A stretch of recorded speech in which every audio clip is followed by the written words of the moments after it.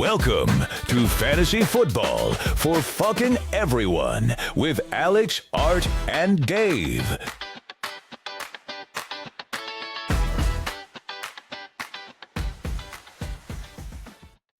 What is going on, everybody? This is Alex. This is Art. And this is Dave. And this is Fantasy Football And by the way, for fucking everybody. Doesn't sound like Alex at all. Why is that? No, I actually prefer this voice. I think. Well, Art, as you know, last season I bet that Josh Allen would not finish as top 2 quarterback stupidly. And the bet was I would have to do a whole episode in this voice. And I gotta tell you, feeling a little weird right now. Not feeling like myself. But it does slow me down, so I'm not coming off like a bottle rocket at the start of this episode. I got to think about things. But guys, it's we're on Saturday, June 6th. This is so fucking weird. This is episode 2 of F4E season 3.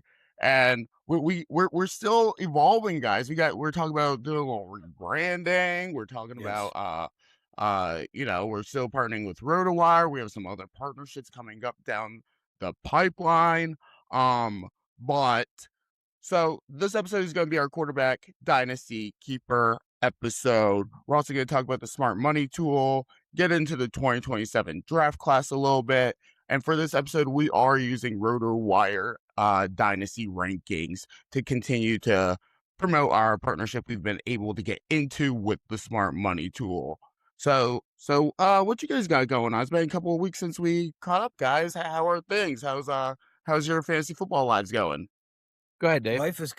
Life's coming fast, man. But we're getting very ready for the season. I gotta kind of thank you and curse you here a little bit, Alex. You were kind enough to pass along that little fantasy lineup builder from a certain fantasy site that lets you build an all-time fantasy team within about 2 minutes. So I've been wasting way more of my life on that than I need to, just trying to stack the best squads I possibly can. I think I've hit 140 points max at this point. But really, man, digging into these rankings, figuring out where we're heading as some drafts approach. And I was going hard. Don't you worry. That sleeper17-0.com sleeper put out, like Dave said, build a perfect lineup team where you get a prompt of a team, a franchise, and a year, and you get to pick their fantasy players.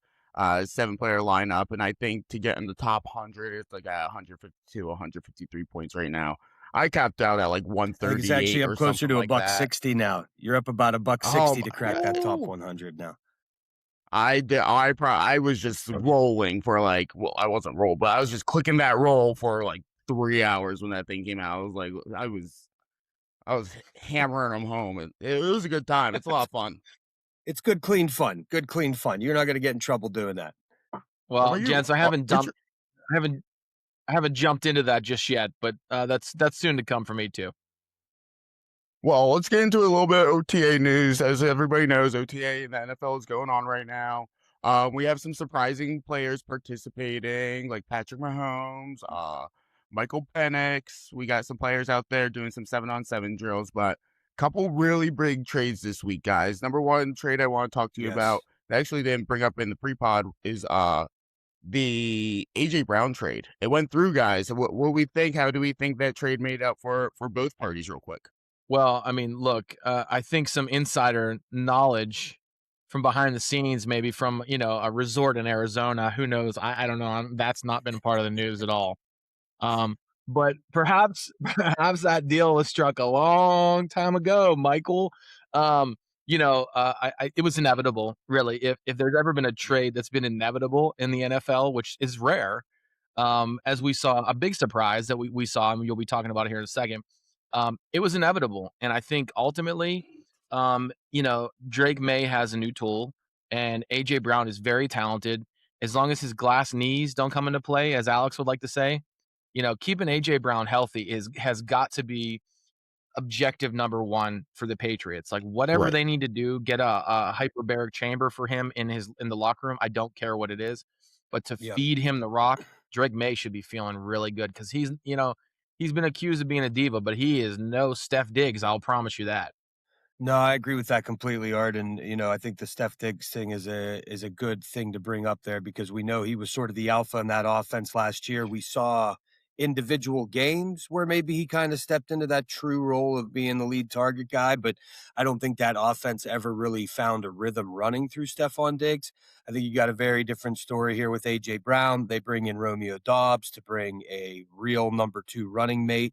And suddenly that receiving core and what Drake Maye is looking at is very different than, are we going to get a couple targets to Kayshon Boutte this week? Is Kyle Williams going to catch a long ball? So suddenly New England has put a receiving core around Drake Maye. And, I think I know for me, as I was doing these dynasty QB rankings we're going to get into, Drake Maye jumped up a couple spots when this trade was finalized for sure. So, And Dave, I think you bring up a stellar point. Honestly, the point of, this last year was a really challenging one for fantasy managers looking at trying to employ any of the Patriots receivers, right? We knew Drake Maye would do his thing. Okay. Hmm. We knew that defense was trending in the right direction because of Mike Vrabel being their first year head coach.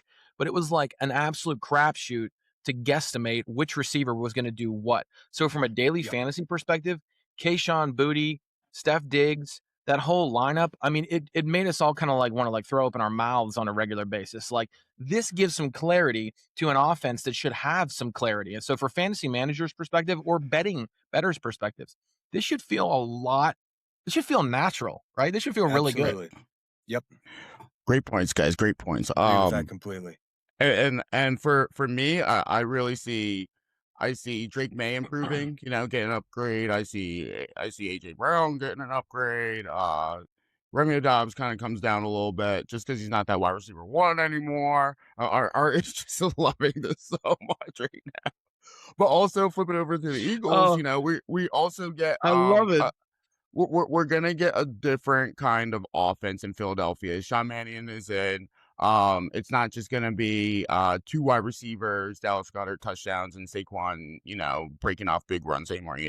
It's gonna be more of a zone offense. Saquon's gonna see a lot of handles. We're probably gonna see Tank Bigsby get more handles this year, just so Saquon doesn't get too banged up. And that ball is probably gonna be funneled to Devontae Smith, and then kind of Mekhi Lemon's gonna get some seam game, gonna get some plays called for him. They're gonna scheme him up a little bit, and then Dontavian Wicks and Hollywood Brown are just gonna be over the top and third down guys. So it's gonna be interesting in Philly, and I think Jalen Hurts is really gonna benefit from it. I know a lot of fantasy analysts and a lot of fantasy managers are worried about Jalen Hurts and not having his number 1 guy, but I think him being able to spread the ball around and be less predictable is really going to benefit him, and we're going to see that in his numbers this year. Great point, Alex. The lack of predictability for Jalen, that's spot on. Right. Another big trade. I mean, with all that stuff, I will say, guys. Oh, no, go ahead, Alex. I'm sorry. I just wanted to say real quickly. No, yeah, one more point. I'm starting to look at that entire wide receiver room a little differently than I did before. I mean, Devonta Smith is a little guy. I love him as the one there, but he is a guy that misses some games every year, has a concussion history. This really bumps Mekhi Lemon in some rookie drafts for me. I think there's an opportunity for him to step into a huge target share. And then when you look down there, like you mentioned, Dontavian Wicks, Hollywood Brown, Elijah Moore is another guy that's on that roster that, depending on how some things play out, may wind up with some opportunities. So, yeah, that's definitely a wide receiver room I'm going to be keeping an eye on. You have to love what it means for Devonta Smith's target share this year, but not a guy that's ever really playing every game in the season. So I think it's important to keep an eye on who gets some opportunities in that room in general. The last time Devontae Smith had when he had his breakout season, he saw 136 targets. He had about 1,200 yards receiving, and he was wide receiver 9. And if we could see that this year with Devontae Smith, especially being drafted at wide receiver 15, wide receiver 20, we get a wide receiver 9 season out of him. I'll pay that price all day. All right, guys, and then Myles Garrett finally gets moved from the Browns I think the Browns got a haul for this one. Jared Verse, 2027 first, 2028 second, 2029 third. For Myles Garrett, I mean, I think both sides. That's just That's class trading right there. That is how you get a deal done. Oh, It is. absolutely, man. It's I bet you Dave will agree with me on this one, like, that is the least Browns trade I've ever heard of in the history of the Cleveland Browns. They always Browns it up. They literally, Juju Smith-Schuster used to say, "The Browns is the Browns." Or they Browns in. And really when it comes down to it, it's you if you're the Browns, you acquire a player on the rise in Jared Verse, who everybody has as like the defensive end rush end darling in the league. Everyone loves Jared Verse. His attitude is spot on. Like he's the kind of guy who builds from within. He's beautiful. Like, you want to build around that guy is what I'm trying to say.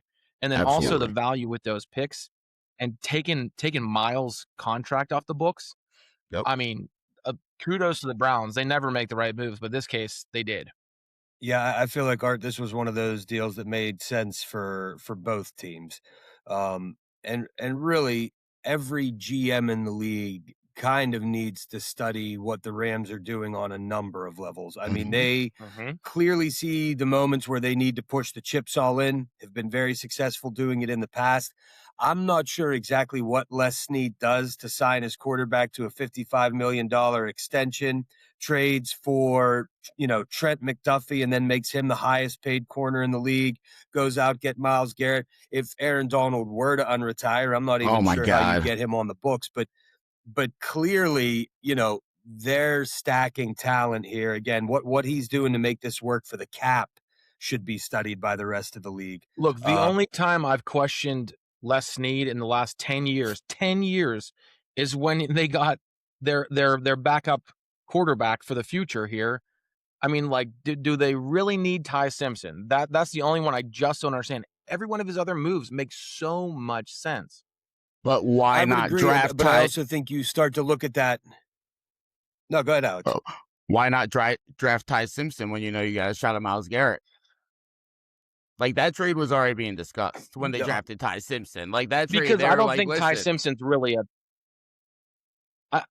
I don't think Ty Simpson's a high level quarterback. That's why I don't think you draft Ty Simpson. not yet. He's a Jordan Love. He's a Patrick Mahomes. He's a guy that you sit there and it's like, he doesn't with have Sean everything, but he McVay sits there coaching for him 2 up years. behind Stafford. Yes. Yeah.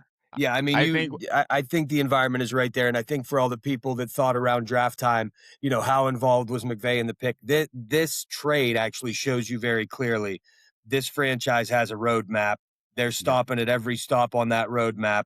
They've identified what this guy can do in McVay's system. They're going to give him at least 2 years to sit back and learn. They got the pieces around him. And let's be totally honest, with what you've done here with Myles Garrett, the McDuffie trade, all these things, if for some reason you get to the end of Stafford's life and Ty Simpson isn't the guy, you're heading into rebuild mode. You still have Ty Simpson on a rookie deal in 2 years. You're going to have a year to 2 years to evaluate his option. And you really can say, okay, Ty Simpson is our guy. We've got a piece here to move forward with, or we're completely hitting the reset button with 3 championships in the last 10 years. Right. No harm, no foul. Let's keep moving forward. That's a fair point. Yeah, and I think the way that they were looking at it is like they weren't going to have their 2027 first. The 2020, like they're not going to have top 3 round picks over the next 3 years. So they're not going to have as big of a chance to get that quarterback. Right now in the draft, when you're able to get a potential top 2 quarterback taken in the draft at 13, knowing they had Myles Garrett in the back end, I think that's great. And on the flip side for the Browns, I mean, Dave brought a pathway. I think this is the first time since the Deshaun Watson trade in Cleveland that we've seen a pathway for the Browns. We're like, wow, they went and took 2 first-round picks this year. They drafted a wide receiver. They have a quarterback battle that they want to be terrible because there's 7 potential first-round quarterbacks coming out in the draft in 2027. They got Jared Verse. They got an extra pick and a loaded draft for 2027. Like we see, and especially with, I mean, sorry, but where the Steelers are in their franchise right now, where they have the McCarthy and they're still looking for the next quarterback with Aaron Rodgers. With the Bengals, still, they haven't been performing. The Ravens just fired their head coach. Like the Browns are loading up, and they might be a problem in a couple years. No, I agree, man. You haven't seen a path forward for them, especially within the division in a long time. And kudos to the Browns. You know, as a guy that lives in Pittsburgh, it's fun when the AFC North is competitive from top to bottom, and it's Mhm. been rare in my lifetime, you know, maybe 2 or 3 years that's ever been a thing. I just want to say real quickly before we keep going, and I talked to Art earlier in the week, my favorite mover fantasy-wise for this trade, without a doubt, is Blake Corum. I just want to throw Oh, Blake Corum's name out there real quick. Blake Corum, average ADP of RB 34 right now, had 4 top 20 finishes going down the stretch last year. By the end of the season, that was very close to a 60-40 split in that wow. backfield. I expect, you know, the Rams to keep people from putting points on the board to a greater degree now Mhm. between the ability to rush better, the ability to cover better. I don't think if you want 2 more years out of Stafford, you want him throwing the ball 45, 50 times a game. I'll give you that Puka and Devontae are probably the 2 best red zone receivers in the league if you put them together as a tandem.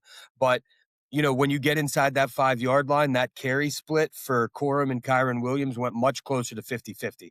I think it was like Right. 49-51 inside the 5. So suddenly you've got a guy who you watched his running back rush share increase down the stretch. He's getting opportunities in the red zone.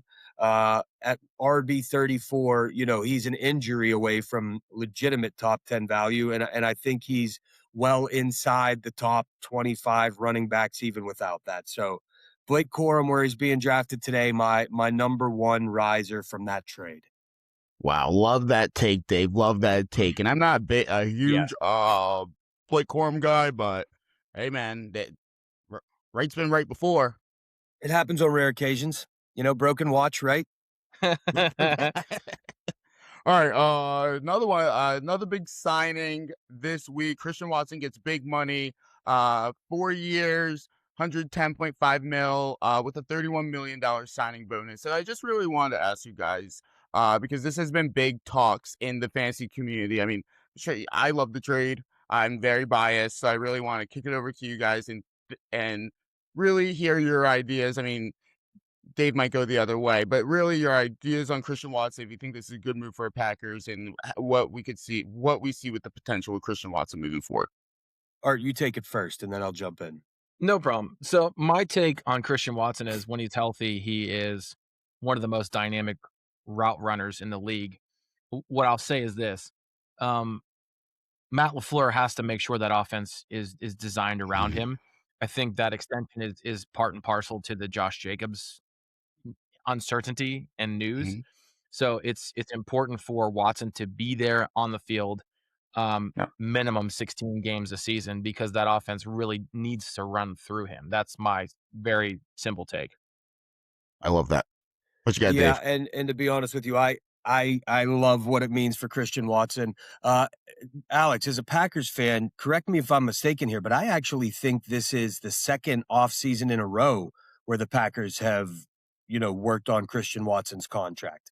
If I remember Yes. correctly, they also restructured him and gave him some more money last year, and Last year they that's gave him an coming off of extension. nothing but injury. So right. So that perked my ears up last season when I saw this guy that Mhm. basically hasn't been on the field. They're willing to invest in for the future. You still don't get a full season out of him last year, but they still said Yep. we're comfortable making this guy R1. Wicks is gone. Dobbs is gone. There's really not been a lot brought in to backfill that in the passing Nope. game. So there has got to be, you know, a significant level of confidence in him. Just in terms of you know what they think he's going to bring to that offense, you clearly see it running through him.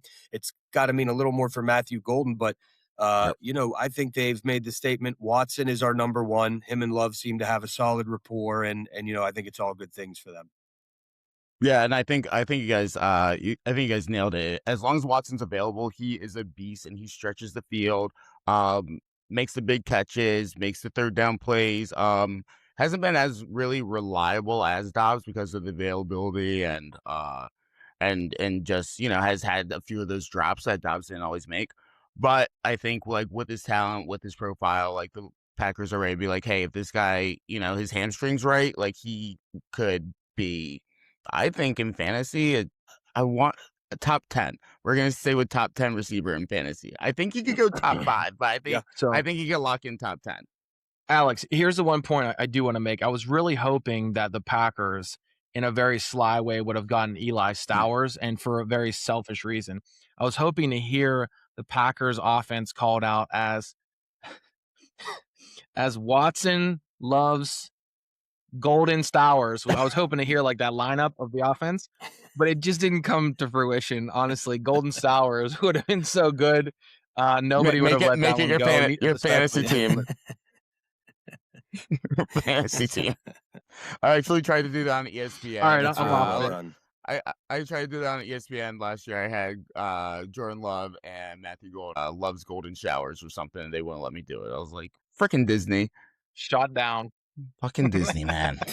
All right, cool, guys. All right, that's Christian Watson. All right, let's keep it moving. All right, let's get into the smart money tool a little bit, guys. Oh, I gotta go back to my bet episode voice.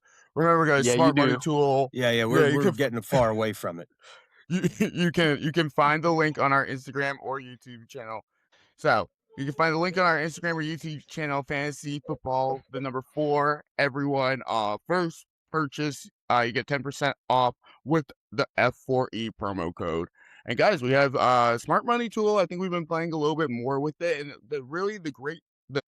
Art, can I do my regular voice for my Smart Money Tool promotion? You're allowed. All right, thank you. Oh my God, I feel free. All right, the Smart Money Tool. All right, so guys, so something crazy. So something I kind of had this realization. The thing about the Smart Money Tool is the way we treat this is it's basically like an Expedia for sports books. Like, this is a tool where you're able to go on and you're able to find the best deals. You're able to find odds that you might not ever look at. I found a couple of odds yesterday, guys.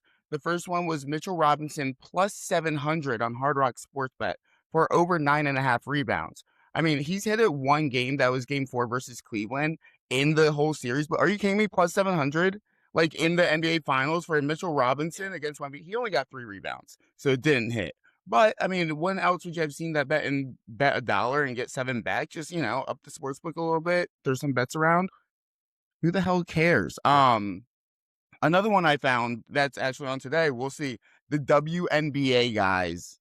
The Seattle Storm plus 800 money line on this sportsbook I've never even heard of. It's called Spinaza because we have these weird laws in Florida. They're up against the Minnesota Lynx, who are number 1 in the conference in our 6-game winning streak, and the Seattle Storm are last in our conference on a 4-game losing streak. So trap game maybe plus 800.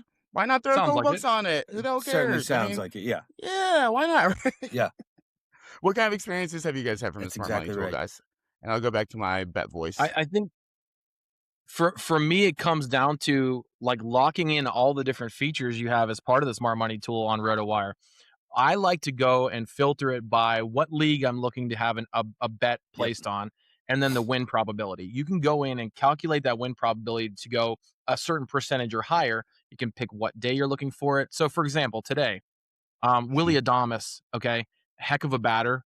All right, I know Willie Adames tends to get a lot of walks. Here's the bet: Willie Adames over a half a walk, right? Get a walk. Mm-hmm. His win probability is 29% at plus 242. You tell me you can't cash that? That is like, it's not a common bet. It's not one you're gonna think. You're gonna wake up in the morning and go, you know what I think? Willie Adames is gonna have a walk today. But guess what? This tool does all the work for you because they calculate the whip. They calculate all of the factors behind the scenes to know as Adames is facing a particular pitcher, he's more likely to get walks. You're just not going to get that content from anywhere else. Like, lean in hard on the Smart Money Tool. And guys, think about it, like moving. Think about moving forward. You get used to the Smart Money Tool now, and once we get into football season, you're able to use these tools. I mean, like right now, we're not betting like we do during the NFL and college football season. Like that's prime time there. So get into it, guys. Lock in to the Smart Money Tool by Rotowire. Is gonna make your life a lot easier, and it's gonna make you a hell of a lot of money. All right, Art. Alex, you want to hit him with our code real quick? Oh, the promo code F4E, 10% off first purchase. Thank you, Dave. Dave's always keeping me honest. Love it. All right. Art, we're back to the bet voice, and we want to talk about the art of betting baseball. Kick it off, homie. All right. So since our last pod, we talked about who the division winners would be in Major League Baseball. So you're going to get a condensed version of this, but I'm here to hold myself accountable for what I mentioned in the last pod. And you're going to see this theme going through the course of the Major League Baseball season. It's a long one. This is going to run into football season, right? They called Reggie Jackson Mr. October because he thrived in October. Major League Baseball goes into October, folks. So, like, there's a lot of ways to build that muscle memory in the smart money tool and get those bets down, right? We're not asking you to mortgage the farm on this, okay? Right? I don't know who owns so many farms anymore. I'd love to. However, love to own a farm. when it comes down to it, like, be smart about it, right? We're not asking you to mortgage the house. How about that? Definitely think about your bets, and we're going to try to give you ones that are sound, and the futures are something to look forward to, right? They're more stable odds when it comes down to it than some of your like daily bets. So we started off with the AL East last week, and the Yankees have made up 4 games since we last had this podcast. So the Yankees are gaining ground on the race. All right, so the Yankees have made up 4 games, you said, right? But yeah, 4 games, big time. At what cost? Well, I don't know. I mean, look, everybody loves a McRib as much as the rest, I guess. I like actual ribs because I have a smoker and I have actual palate of an adult. Anyways, Aaron Judge, man, he's out for 4 to 6 weeks with a stress fracture in his upper right rib. Sounds awful when it comes down to it. They have quite a training staff there, so I think he's going to be fine. But really, this gives the Rays a huge window to build a cushion because that offense in New York really thrives on Aaron Judge and Giancarlo Stanton. Love the guy, but like he's not quite himself as much as he used to be. That offense takes a massive hit with a guy like Judge out. Yep. So, in the AL Central, the Gardos are still in control, slipping a little bit, but they're still in control. The AL West. Now this is where real quick, AL Central. You had mentioned you thought you had the Mariners as the front runner there. If we were to project out the rest of the way, I know the Rangers are only about a game and a half back now. How do you see that? See, here's the thing. That AL West is dangerous, and here's why, right? The Rangers have a really strong and in a lot of cases experienced but young pitching staff, right? Nathan Eovaldi and Jacob deGrom have been around for ages, and those guys they rock, man. Like, they're not often the most consistent guys in as far as pitchers are concerned, but their talent is really there. Then you see the back half of that pitching staff: Mackenzie Gore, Jack Leiter, and Kumar Rocker. Oh yeah, these dudes know what's good. So I might have to eat a little crow as far as the Mariners are concerned because the Rangers are going to make it a lot harder on them. But when it comes down to it, it should be really exciting in the AL West. I'm all about it. Once we get out of that, yeah. No, go ahead, keep going. Well, I was going to talk about as we go from the AL to the NL, as predicted, right? I told you guys last pod, the Phillies are who you need to worry about. Last 10 games, Phillies are 8-2. Wow. But that only meant a makeup of 2 games. Ultimately, they only gained ground for 2 games. So there's still 8 games back, and the Braves are streaking. The Braves are hot right now. They're in a series with my Buccos, and they won the first game last night 6-3. So when it comes down to it, the Braves are here to make it difficult on the Phillies, but I really still have a lot of belief in what the Phillies are capable of. The NL Central. Oh, man. I don't think anyone wants to claim first place. I really don't know what it is. It's the one division in baseball right now that every team is 500 or better.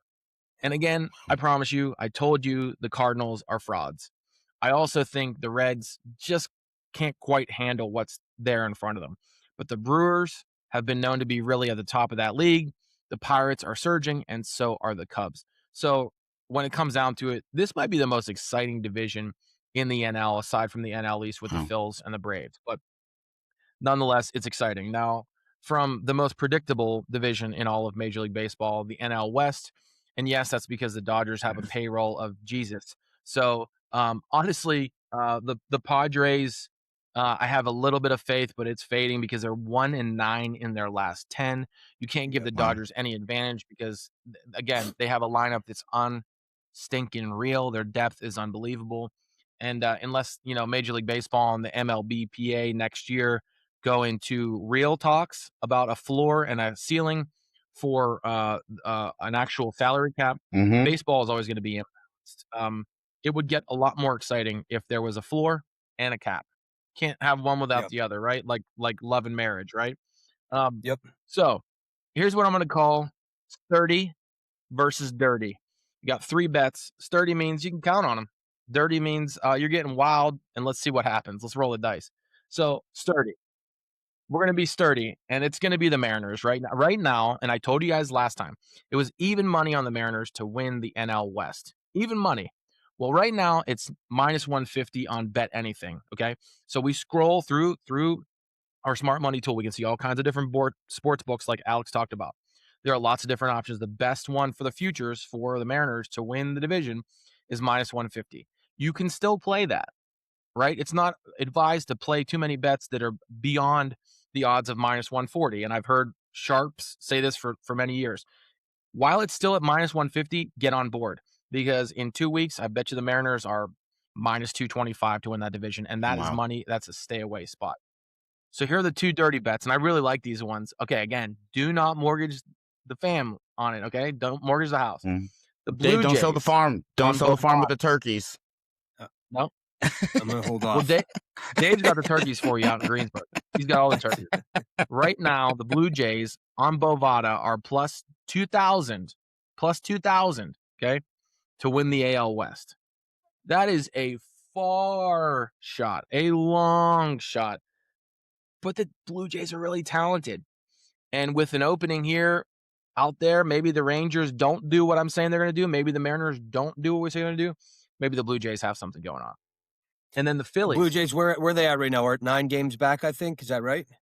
As it stands right now, the Blue Jays, let me give you a better look at this. And I said West. Yeah, AL East. I'm silly.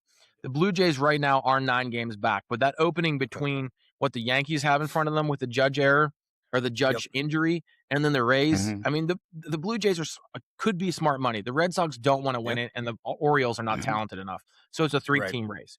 And then we go into the second of the dirty bets. Right now, the Philadelphia Phillies to win the division, the NL East, plus 400 on Bet Online. So I think ultimately when it comes down to it, if you're going to go in favor of the Phils, that's the dirty bet I want, plus 400 to win the division. Wow. Okay. All right, I have a couple bets on smart money too. I just want to bounce off here real quick. The first one, Trent Grisham over basically hitting a home run.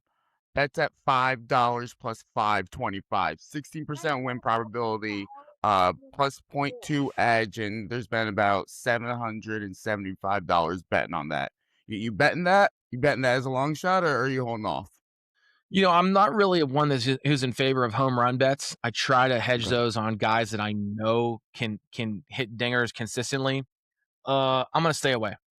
Okay. What about this one? We got Max Muncy under a hit of the Angels versus the Dodgers. Win probability at 37%.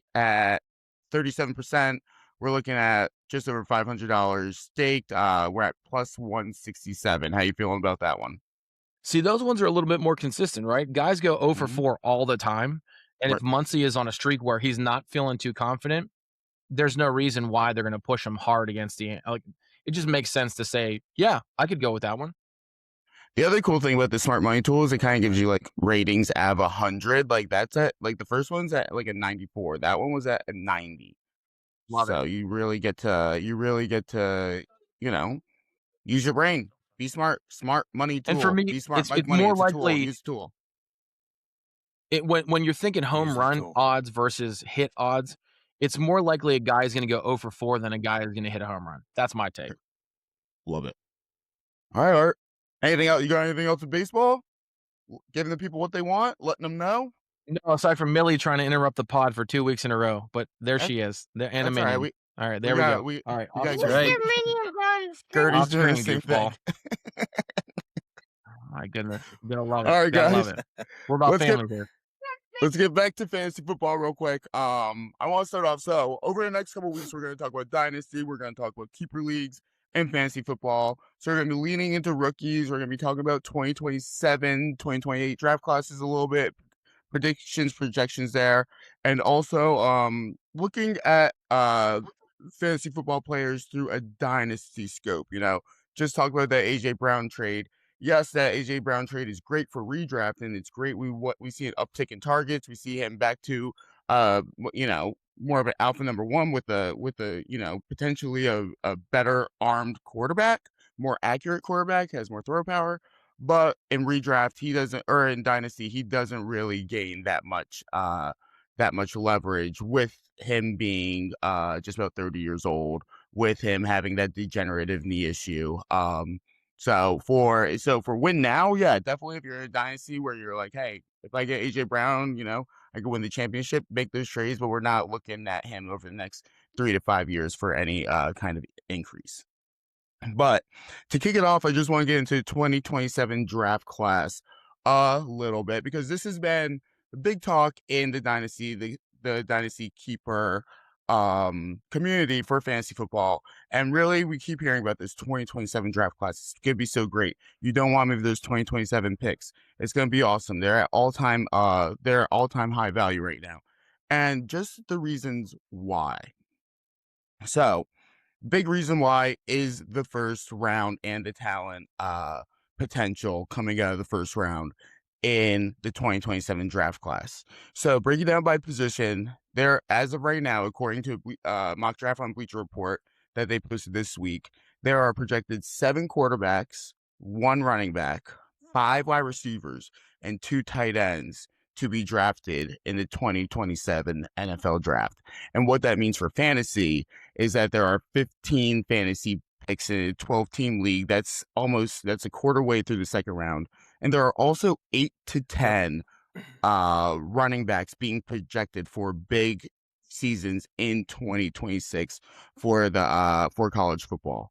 So what are thoughts around this, guys? How are we feeling? Where we think about those 2027 picks, and how are we kind of handling it this year?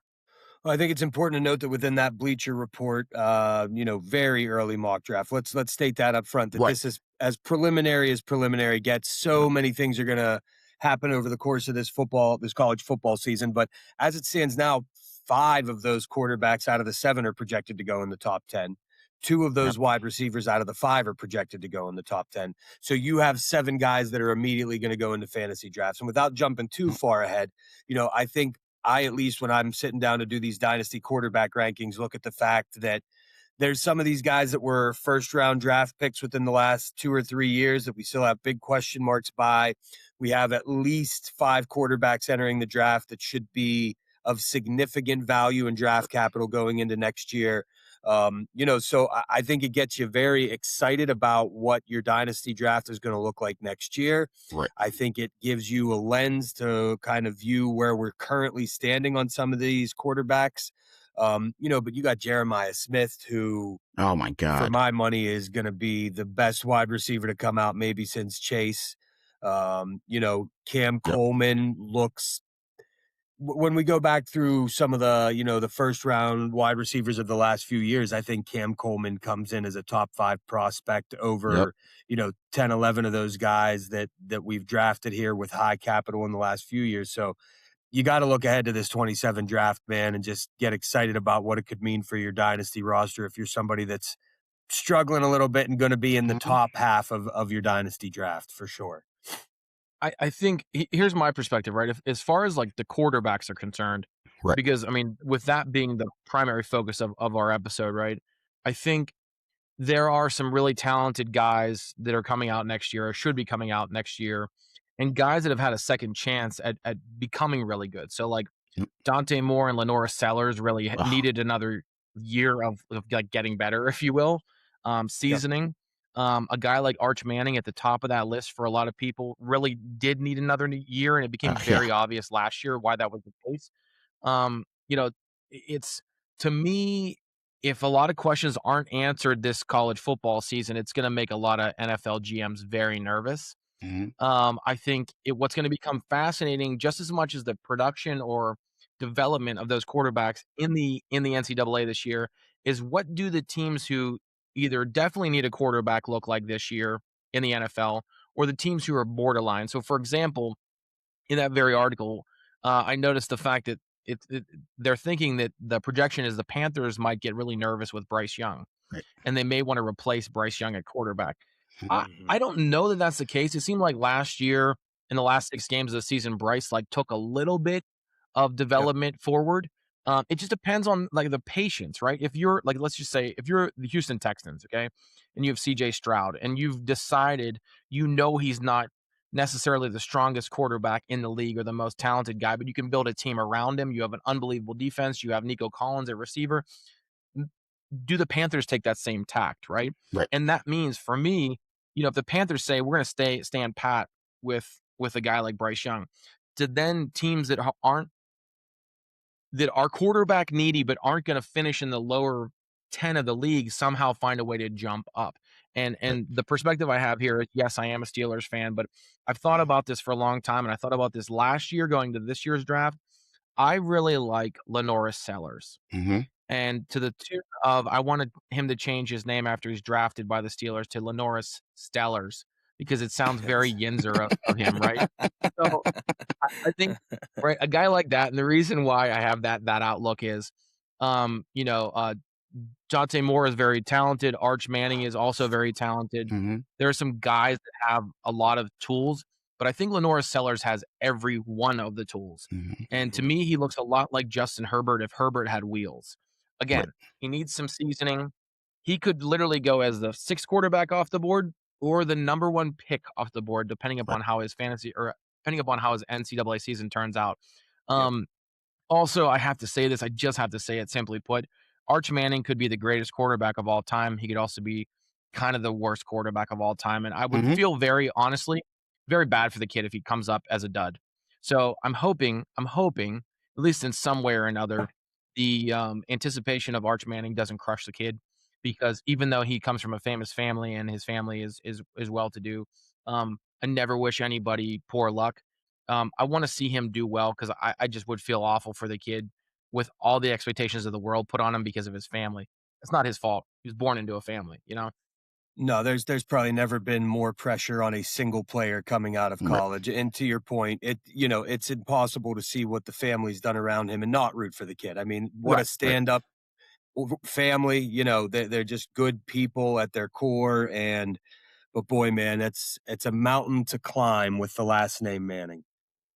Yeah, Arch Manning was probably the most prolific player to come out of high school that we've ever seen. Like, the hype around him since day one has been huge. Yeah, and like exactly to Art's Yeah. point, exactly to Dave's point. The quarterbacks we have are Arch Manning, Darian Mensah from University of Miami, who just won the ACC with Duke last year. Dante Moore, who now has Dylan Raiola from Nebraska sitting behind him. But also to Art's point, they have teams like Atlanta taking a quarterback, where if Penix steps up, they're not going to do that. They have Carolina taking a quarterback. Same thing with Bryce Young. They have Philly taking a quarterback at the number 23 pick, where that won't happen as long as Jalen Hurts continues to be what he needs to be and what he's been the past 6 years. I think the slander on Jalen Hurts right now is ridiculous. He's a Super Bowl champion, and he's been top 10 quarterback in fantasy every single year. Like, who gets rid of that because of what's going on over the past 2 seasons? No, Right. but that's great. And that's just the perfect reference point for what we want to get into. And when we're talking about fantasy football, or when we're talking about dynasty fantasy football. So, guys, first thing I want to talk to is a couple players that we're going to trade for. Dave, I'll let you kick it off with your top 2. How many do you have? For what are we talking about? Top trade candidates? Yep, trade for high value guys, riser guys. Just at the quarterback position, or do you really want me to dive into anybody here? No, we're just at the quarterback position today. We got these guys listen to us for 2 hours. So honestly, man, we touched on it here with the AJ Brown trade, but for me, Drake Maye is a guy that suddenly jumps up those ranks. I still think when you look at some quarterbacks who have a greater deal of mobility than Drake Maye, your Jaden Daniels, Lamar is still under the age of 30. Josh Allen, I think for me personally, still sits at number 1. I think the value you can get on Drake Maye and where he's at, we just saw him with a number 3 fantasy QB season under his wings, under his belt here. You do, again, bump up his receiving core. And, I think that's a guy that is still feasible to go out and get. So for me, Drake Maye is kind of that number one overall sort of riser in terms of where he's at right now and where I think he can finish. You know, have him well within my top 10 at the QB position, but I think we know now that Drake Maye has top 3 potential and Yes. certainly isn't being looked at as that in Dynasty. So if he's a guy that you're willing to take a little bit of a gamble on, Drake Maye, my number one guy going up the chart. Another guy for me that I'll be interested as we get into this conversation a little bit, just to see where everyone else ranks him and what you guys think of him, is Bo Nix. And Bo Nix is a guy that we have seen have these 30, 35 point ceilings. But again, Bo Nix, is he a fringe top 12 quarterback in Dynasty?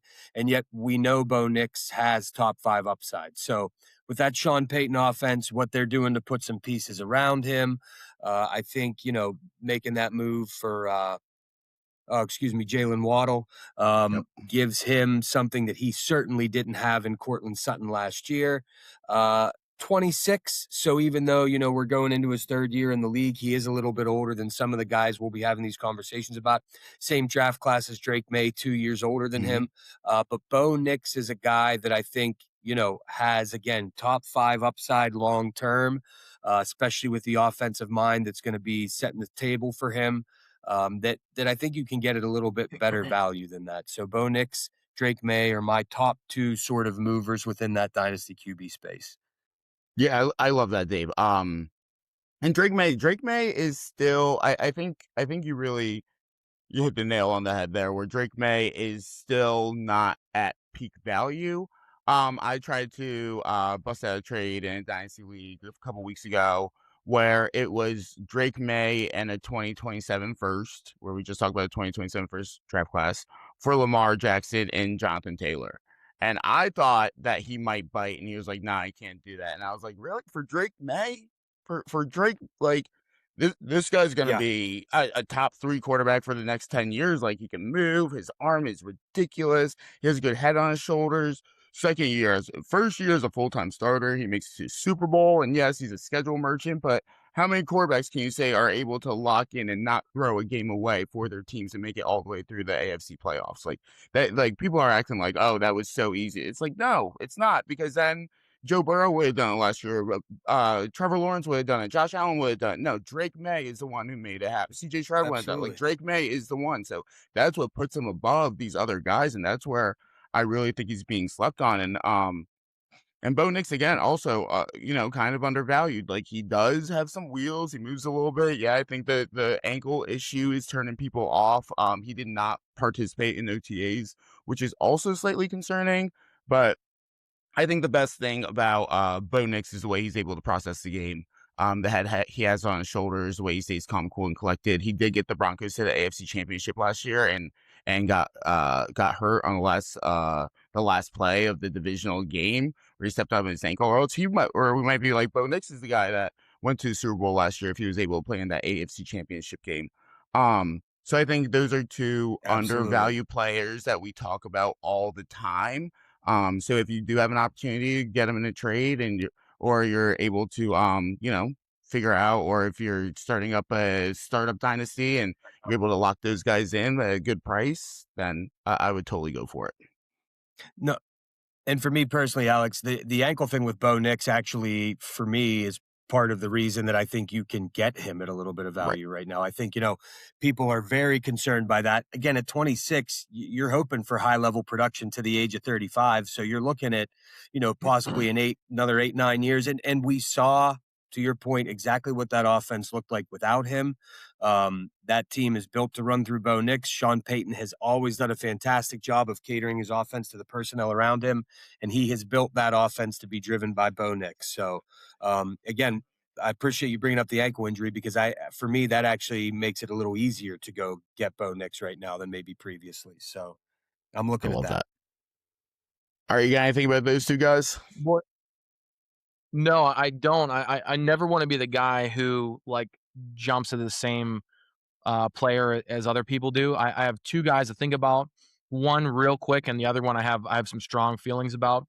And Yes, I let's hear think it. there's somebody we've all forgotten about. And you're going to get at an unbelievable value.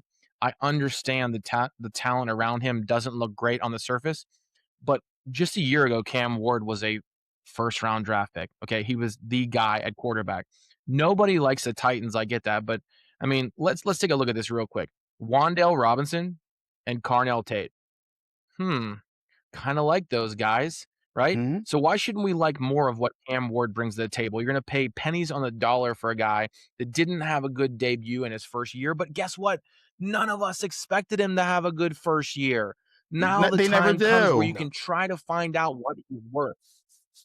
What's that? Or I said they never do. Number one picks never have good rookie No. years. They never Abso do. Right. So let's give him some grace. They put talent Mhm. around him. Maybe things are headed in the right direction. So let's just put a pin in that one, right? But you're going to get unbelievable value for Cam Ward because nobody's paying any attention to him. The guy Can that I I say am one? Can I say absolutely going one thing about Cam Ward real Oh quick? yeah, please.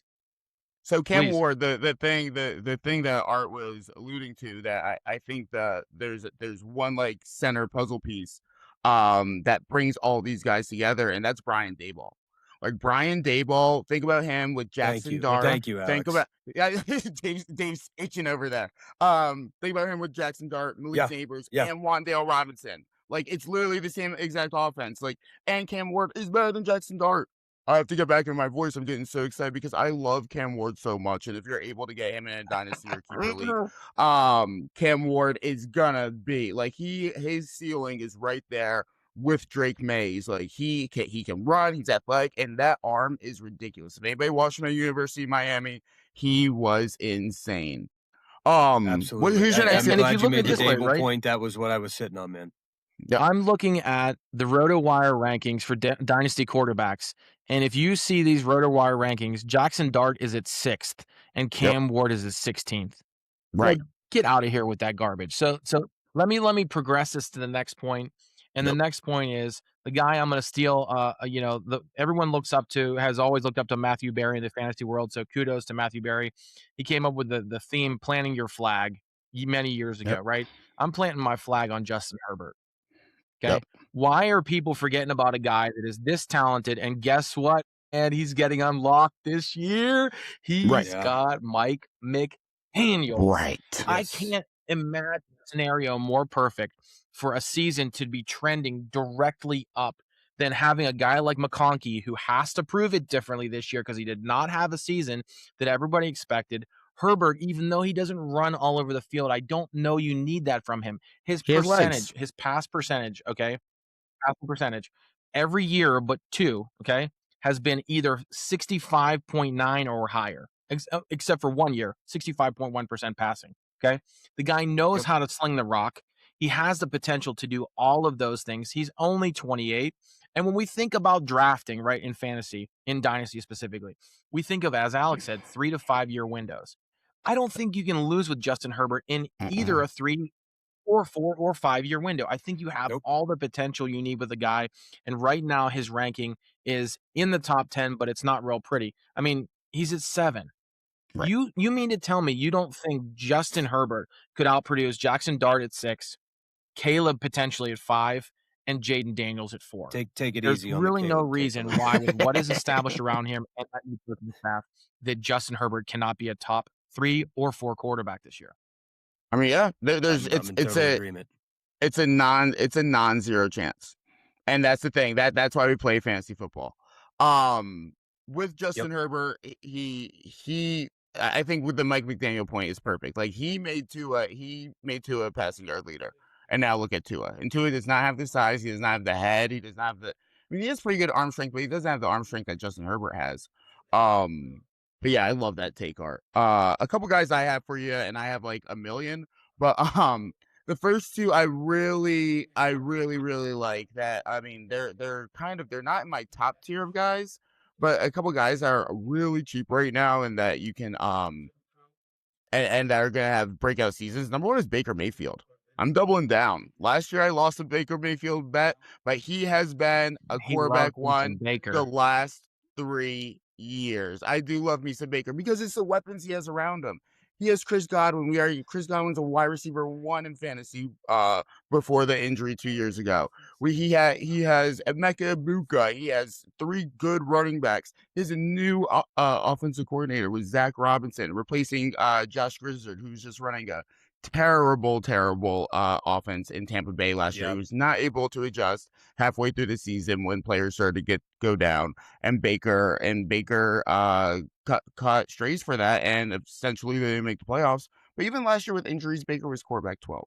If right now you're trying to make a trade, you're trying to improve your running back, you're trying to improve your wide receivers, and you're able to make a little swap and get Baker on your team, I would definitely do that. Or maybe, you're in a win now mood and you're like, hey, let me trade a 2027 first, get Baker on my team as in a super flex league, get him in as my QB2 so I can make a run. That's definitely how I'm treating Baker right now. He's not a guy you want to sell away. He's a guy you want on your team this year. I think we feel slightly differently about Baker there. I think with some of these guys that are younger and set to take a step up. But I will say this, Zach Robinson comes out of that McVay-Shanahan coaching tree. Those guys know how to maximize what they're getting out of their quarterback. I think they have him projected to throw the ball about 60% of the time right now, close to 57% in neutral game script, which is what you want from your QB. And I don't disagree with you about the weapons around him. I mean, he's got a receiving core now. I think there is a lot of opportunity for Baker. Personally, I would take a couple of those younger guys, but the environment is certainly there for Baker to produce right now. Love it. Excuse me. Another guy that I really love, that you could bet on his future, especially looking at that. You got to check out that mock draft by Bleacher Report. It's a great one. And at number 2, they had the Miami Dolphins selecting Jeremiah Smith out of Ohio State. So my boy, Money Malik, you can bet on his future right now.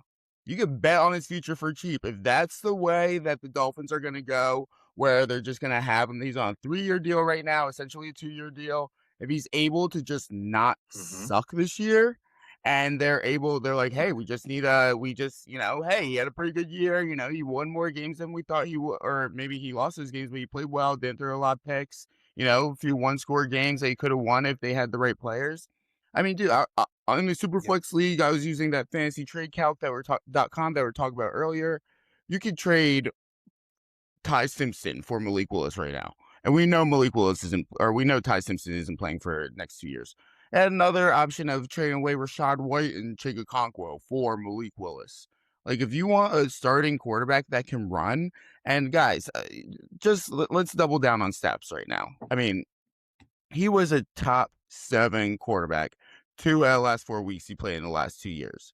In 2025, he won. Yeah. He won me my fantasy championship in last year in a super flex league with his week 17 performance. He had 25 points per game last year in 2025, which would put him at quarterback 2 for the season. In 2024, he had 20.1 points per game, which would put him as a top 20 quarterback for the season. But he was also in Green Bay only about 3 or 4 weeks when he played those games in week 2 and week 3. And he went out there and he balled out. Not a lot of passing touchdowns, great completion rate, runs the ball and will run the ball in the end zone. This is a guy that I am trading for, and hopefully I get to see a couple times this year down here in Miami. Will be great. No, I think when you talk about value to upside, Malik Willis is as interesting as anybody that is out there. He is going to get a clear opportunity to show what he can do in this offense. You wonder if the climate around him is one where he's got the offensive talent to really open up and do all the things that he needs to do. But you're exactly right. There is clear top 10 potential when you factor in Malik Willis's ability to move. We have seen it now, to your point, and I think Malik Willis can be had for pennies on the dollar right now to what his possible production is. Love it.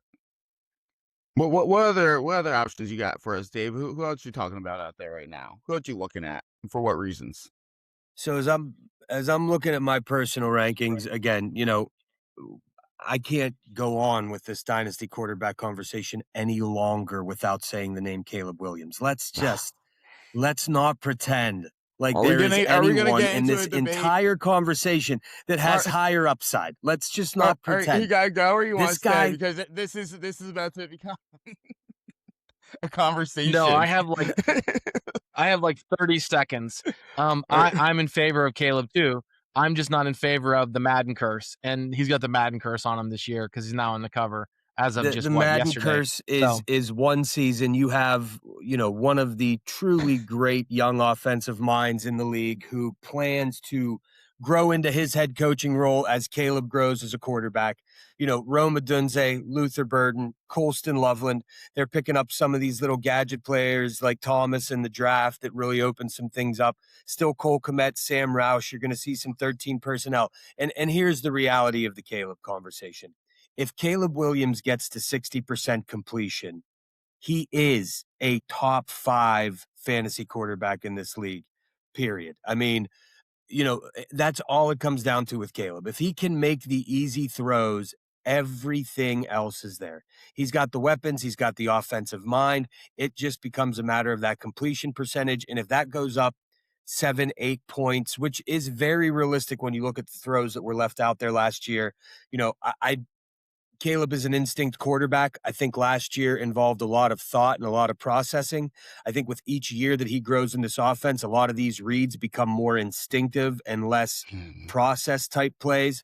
And there is no one with a higher ceiling than him if everything comes together. So I'm a homer. I'm not even going to pretend that's not the case. But the reality is the kid's physical gifts combined with the weapons around him and the offensive system he's in, you look at these dynasty rankings on a number of sites, he's fringe top 10 and he bumps the completion percentage. He is a top 5 minimum, top 3 fantasy quarterback in the league. I just believe it. Now that Art's gone, can I talk in my normal voice since you got his satisfaction? Or do I have to, you think I probably have to Yeah. We'll allow that. I wasn't involved in that bet. I feel like I should do the whole episode, but I'm not holding you honest. So you're exactly right, Dave. And those are my points against Caleb. And it's just, I mean, for me being such a Packers fan, really, at the end of the day, like those are the things that I really like. In my brain, I need to see it to believe it. But when we're talking about futures, when we're talking about like all this guy needs to do is build his fundamentals. Like he is, like you said it, his ceiling, his fundamentals, his arm power, the big plays he's able to make is top notch. It's first class. Like he is up there with like a Josh Allen. But even Josh Allen when he came out, he was making those stupid mistakes. I remember his first playoff game against the Houston Texans, Deshaun Watson and that team. He threw that crazy lateral or whatever in the middle of the play, like while he's like getting tackled like backwards. It's like, dude, what are you doing? So we see an example from Josh Allen, which is a lot like Caleb Williams, where a guy that's hyper athletic, a guy that's able to make every throw on the field, has a next level arm, but we just need to see him be coached up better. And that's where the Bears are in a fantastic spot that they did bring on Ben Johnson, because he is one of the great offensive minds in the league. He has a chip on his shoulder. I saw an interview of him last year at the coaches meeting down here at the Breakers of West Palm Beach, where he was just talking about how, he had to come through the ranks. He had to make mistakes. He had to fail. And he was basically saying like, hey, I don't have a last name. And he was coming at, the McVay tree and the Shannon tree. He's like, I didn't get these graces to come onto this league because of my buddy, because of who I know, because of my family. Like, I had to work my ass off. And as a football fan, I love to see a guy with a chip on his shoulder. And that is just like, hey, fuck the world. I'm going to come out and I'm going to beat all your asses, because that's what football's about, right? So no, I really respect the Bears. I think that's my big thing with Caleb, but you are teed it up perfectly. Like if he's able to nail his fundamentals, stop leaving yards and downs on the field by making an error throw and just, not really playing super clean, then he is going to be a problem for the league, and he's going to be a problem at the NFC North, and Packers need to continue to improve that secondary, because it's going to be a fun rivalry moving forward. Oh, I agree wholeheartedly, man. Last year was the first time I've enjoyed those games in a while. Right. I'm sure you've loved them for quite some time, but last year was the first year I've enjoyed them at all, from what I can remember. So Let me give No, you that's one other great. one here, man, and then I want to get your thoughts on just a couple things real quick. Love it. So Tyler Shuff, Ah. man. I mean, it's you know, Kellen Moore, offensive coordinator. You're in that Mhm. West Coast offense, have the second highest projected pass percentage in the league next year. Almost 60% passing again in neutral game scripts, which you put Jordan Tyson down there. You have Olave, Yep. who looked like what we thought he would be since he's coming to the league, really for the first time last year. I mean, we've been waiting for sort of that Chris Olave breakout season since he came into the league in the first round. We finally saw it. Where you can get Shuff at right now, I mean, he's a little bit of a risk, but I think he's one of those guys that you wouldn't be surprised if he winds up starting for the next, 8 years in New Orleans, depending on what Kellen Moore can get out of him. He showed a lot of the tools that you need last year. There's a sneaky level of mobility there. Shuff is another guy that I just think at value has a tremendous amount of upside and really is, I think, largely overlooked. When you look at some of the sexier names that are out there. So my opinions on Tyler Sugg are so right now I just don't know, because right now he's kind of at fork. He could be a Bo Nix or he could be a Daniel Jones. Like that is like where he's at right now. He's quarterback. He was quarterback 26 Is in it so? Which 2025. one of those is bad though? You got to tell me which one of those Daniel is Jones is bad. The Bo bad. Nix or the Daniel Jones? I don't know. Daniel Jones is not Daniel a Jones good. is He bad. is. Yeah, bro. All right, let me pull up some stats. So Daniel Jones, why Daniel Jones is bad? He has had one top 10 season as a fantasy football quarterback his entire career. And it was his first year with Dayball where they went to the playoffs and they beat the Vikings. That is it. And he's hurt every year I Okay. get. Last year he tore an Achilles. He was quarterback 13 in points per game before tearing the Achilles, which is good. But in a single quarterback league, you're still not a quarterback one. Like you're the best super flex option, but it's not great.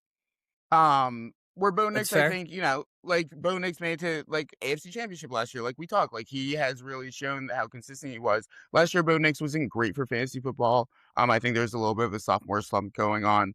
But I think with Tyler Sugg was, like I was saying, he's quarterback 26 on a season, but was also quarterback 26 in points per game with 11 games. So I don't really know how you do that. But if I was a Tyler Sugg owner, I would be looking to sell high on him right now. Just So you and I would be because talking. we would totally be talking. I mean, I pulled a couple trades like Tyler Sugg. You get a 2027 first round pick for him. I mean, you have a team that maybe a fantasy manager that has a team that doesn't look good, but that they're pushing and they're like, oh no, my team's so great. Like that's a great opportunity to trade him Sugg for a 2027 first, especially if that could be like a top 5 pick and you could get one of those elite quarterbacks we're talking about. You could also tie Tyler Sugg up with George Pickens and go get Amon-Ra St. Brown. Like I would do that trade all day long. George Pickens, we don't Yeah, really know I his think future I do that is. trade as well. Yeah. So and that's kind of my. I I just do don't that know. trade as well. I don't know, so I'm not buying unless if I see a value. And where he's being drafted right now, let's pull that up. Tyler Sugg is being drafted at quarterback 22, quarterback 26 finished last year. Quarterbacks being taken behind him are Sam Darnold, Malik Willis, Bryce Young, Daniel Jones, Matt Stafford.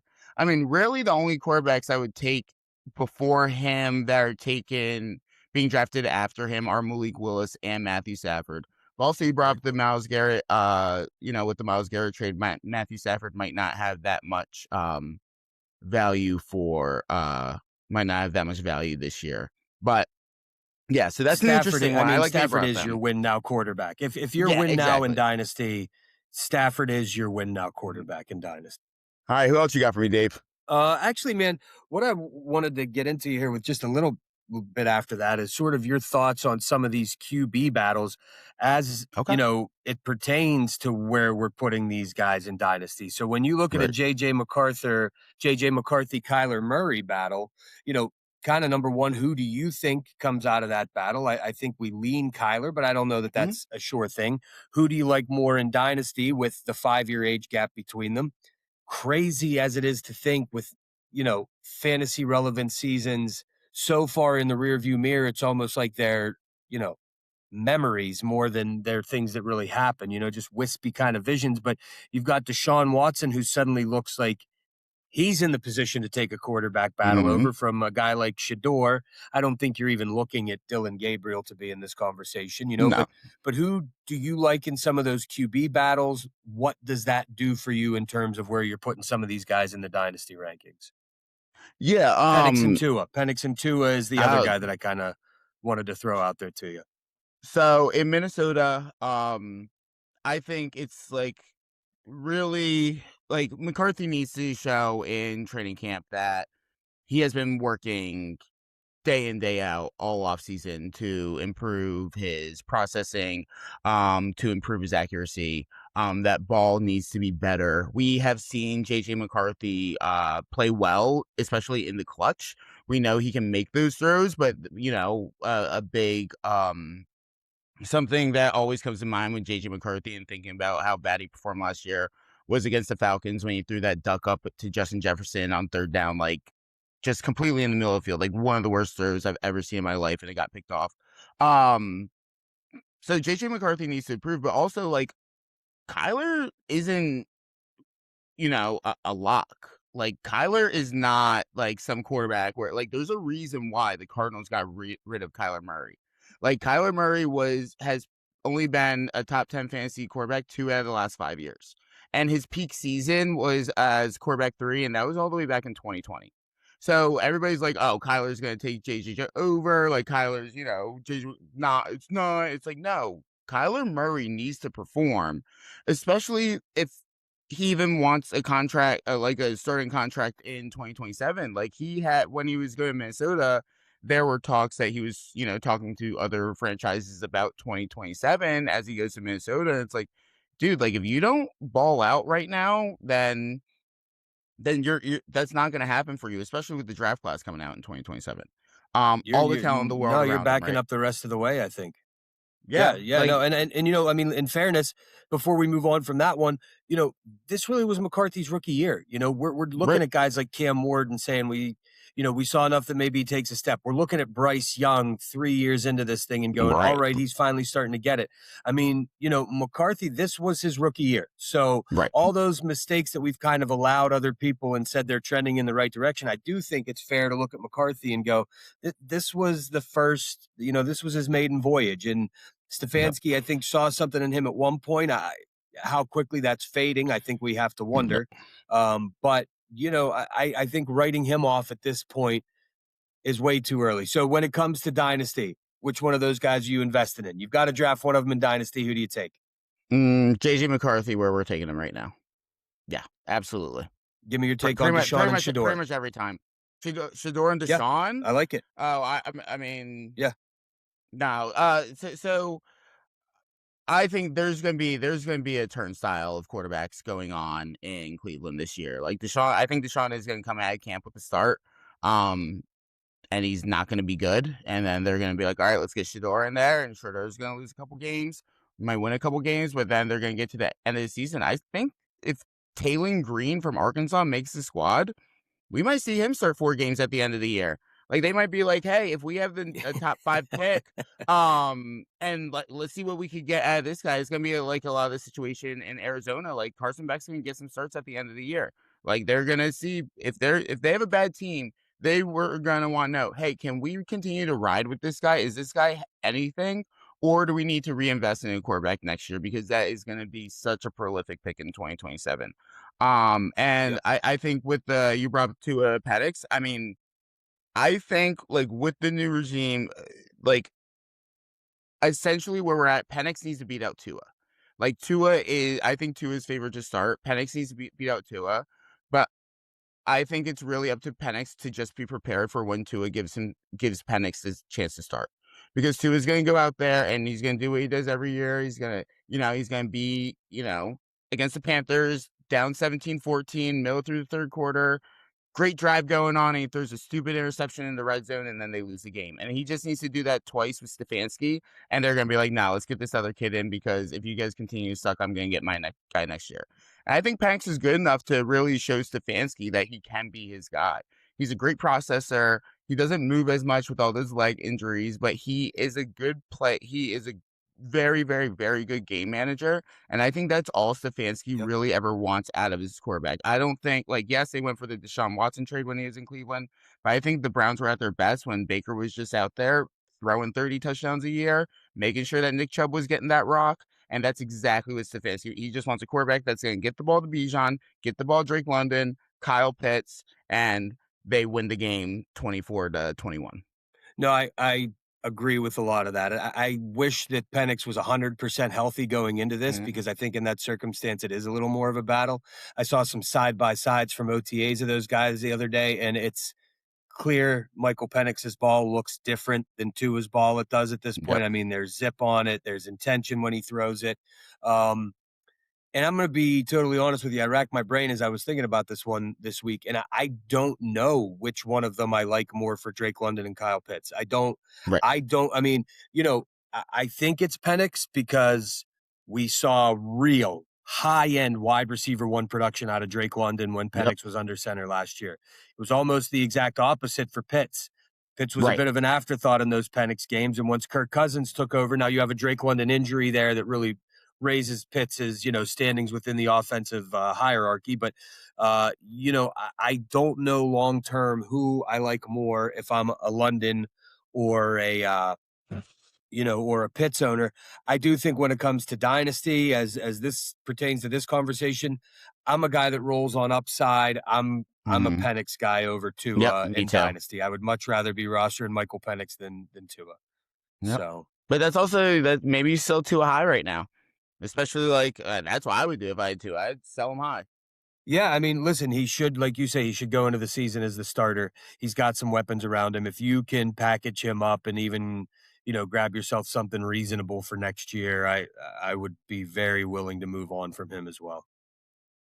Do you have any guys you're fading or any sell high guys right now? We kind of, as we were, you're kind of teeing me up left and right there. I was able to get my guys out there. Do you have any guys that you're really looking to get off your roster or you're not touching at all? I mean, a lot of this stuff for me, in terms of the guys I'm fading, does come down to personal preference, which I don't necessarily think is the best way to go about fantasy. I think we need to be a little more numbers oriented. But I know, yeah. a guy I'm honestly fading a little bit right now, for a couple different reasons, is Jackson Dart. I think Jackson Dart is way up there in the dynasty rankings right now. I don't love a Matt Nagy offense. I haven't seen it produce amazing things for a Matt while. Nagy offense. Yeah. And so, I don't love the factor in off the field stuff, but I do have to question what he looks like as a rallying point for his team right now. I don't like the offense that's being installed there. We don't know anything about the health of Malik Neighbors for sure. And actually what we are learning doesn't sound good as we learn more and more. So I'm not sure what the weapons around him. Wan'Dale Robinson, his number one target from last year, is gone. Cam Scatterbo still slated to be the number one running back coming off of a ridiculous, injury. Granted, he's playing some celeb softball right now, I think, and he made it to first base without limping. But, I don't like anything about that offensive environment in the current moment. I think where Jackson Dart is in the dynasty fantasy rankings, I'm fading him hard to be honest with you. He's not a guy I believe in at all currently. Right there with you. I mean, I traded away a couple weeks ago. Yeah. Did you really? What did that deal look like? 10-team Superflex Dynasty. I traded away Jackson Dart for Javonte Williams in a 2027 first. Yeah, I like that. Especially because I think you get a couple more years as Javonte Williams as the clear one in what is an effective offense. They didn't do anything to bring in real competition for him. So, I like a deal like that a lot. But that's a guy that I'm fading.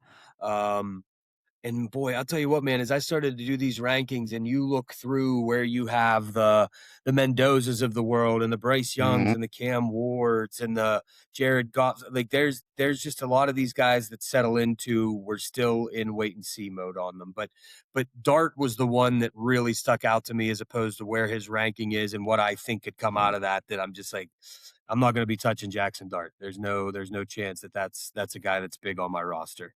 So, That's great, Dave. No, so let's just take. I know we ran super long today. Let's take a couple minutes and let's just talk about the rookie quarterbacks that were drafted this year. As people are getting into their dynasty and keeper drafts. I think Fernando Mendoza, he's top 3, top 4 pick in a dynasty draft right now. It really comes down to quarterback needy teams. In the one fantasy draft I had, he went at the 1-2, right behind Jeremiah Love. I had the 1-3. And I was thinking about Mendoza as I have Drake May, Michael Penix, and Justin Fields on as my quarterbacks on that team. But I was able to lock in Carnell Tate, and I was very happy. And I think that's where, fantasy managers like Carnell Tate, Jordan Tyson, Makai Lemon, those are 3 receivers I think can be taken in from Mendoza. But I think I'd rather. Yep. I think my top 4 in rookie drafts this year is Love, Mendoza, Tate, then Tyson. And then moving on, and then just Ty Simpson. I agree. I think Ty Simpson's kind of a hot topic. I think people don't really know how to handle him. I mean, we were just talking about it earlier, and I really value him. I got him at the 2-2 in that draft in a 12-person Superflex rookie draft. And I thought it was a great pick. When you're sitting there, Denzel Boston's off the board, Casey Concepcion. You're looking at a quarterback that was drafted in the top 15 of the first round of the NFL draft. He's gonna play. Yep. And you're just gonna have to be patient. It's not gonna be this year. It might not be next year, but it's definitely gonna be by 2028. And then you're sitting there with the extra quarterback on your team that's essentially a rookie in 2028 that's in a McVay system, hopefully, that just took a couple years learning from Matt Stafford. That's the guy that I'm willing to be a little patient on.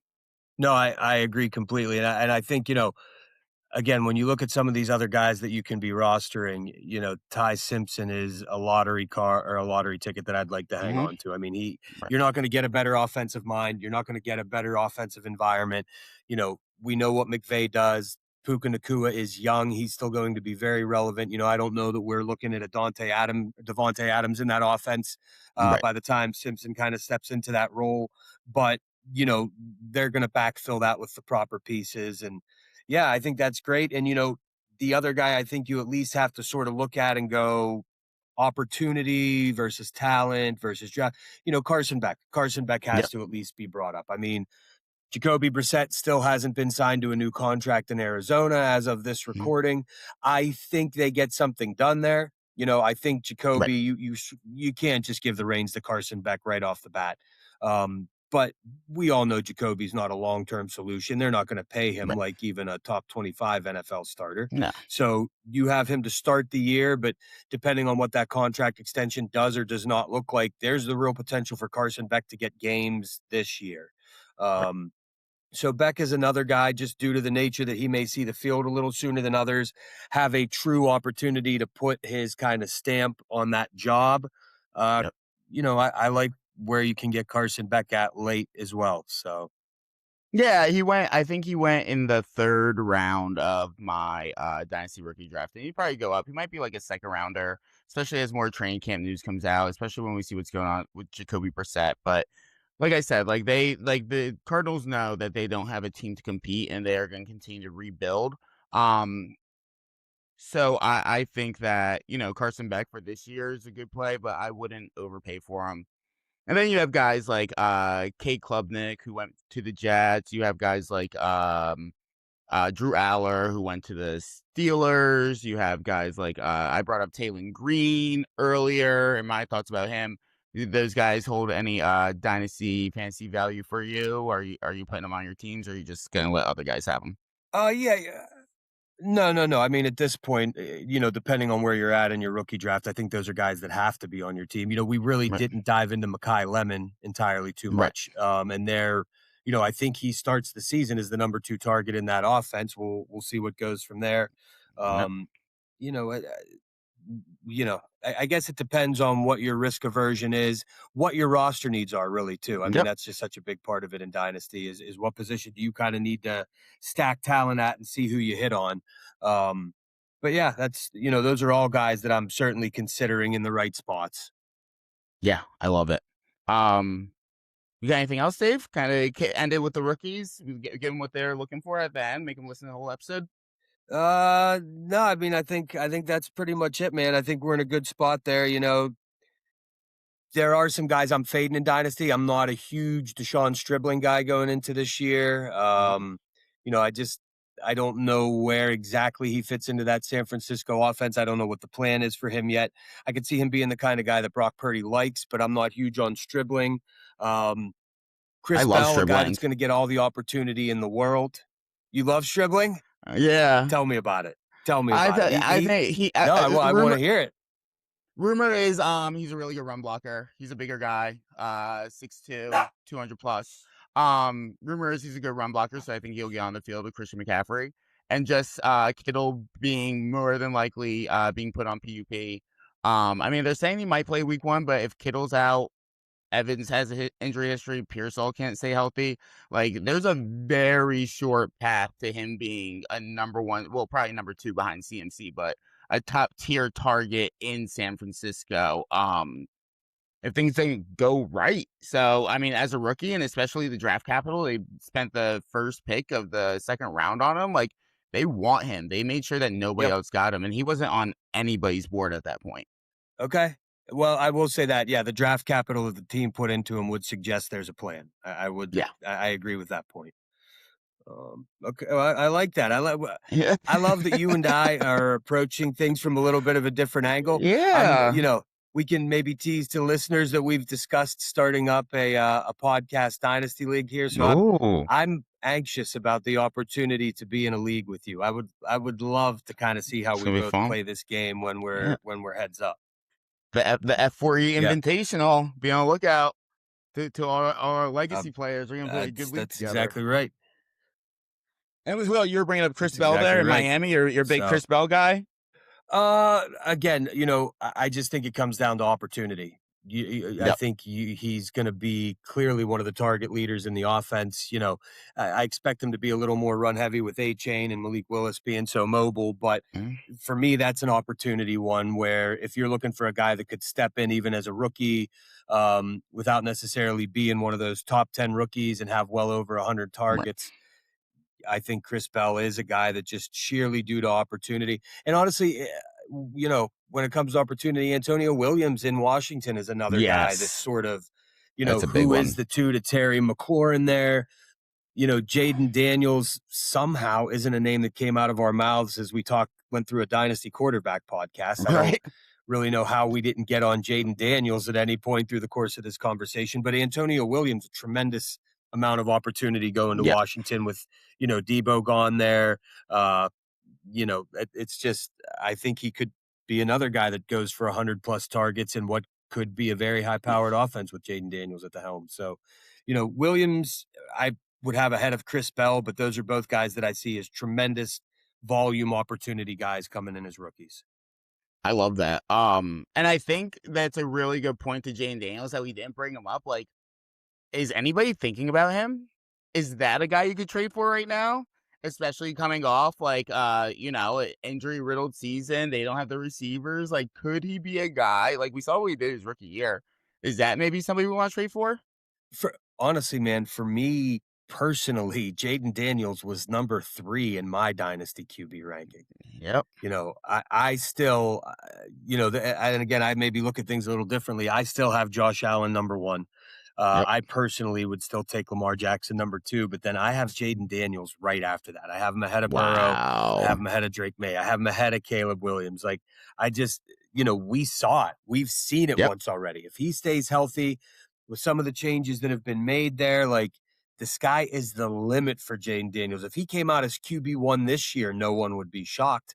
So, yeah, I think Jaden Daniels is a guy you can go get, depending on who has him in your league, what their roster construction looks like. But yeah, he's number 3 for me moving forward in these rankings. So, again, kind of, you know, a miss on our part that he didn't come up earlier in the conversation. But Jaden Daniels all day, man, all day. The kid is absolutely a winner. The mobility is off the charts.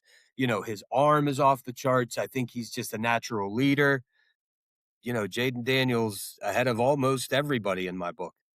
Yep, there it is. There it is. I love that. Let's close out there. That's a fantastic take and something that hasn't been brought up a lot this offseason, and something that, I mean, obviously we weren't really even thinking about talking about. So that might be a big miss to dive into that one, everybody. But if you like what you heard today, have any questions about fantasy football, drop a comment on Spotify. Follow us on Instagram and YouTube. Fantasy football, the number 4, everyone. Also make sure when you're checking out our Instagram, you hit that smart money tool link by Rotowire. Go make some easy money this summer, utilizing that tool. We gave loads of examples today. For Art, Dave, Appreciate it, Alex. We appreciate you guys listening. this is Alex, F4E out. Thank you, everyone. See you guys.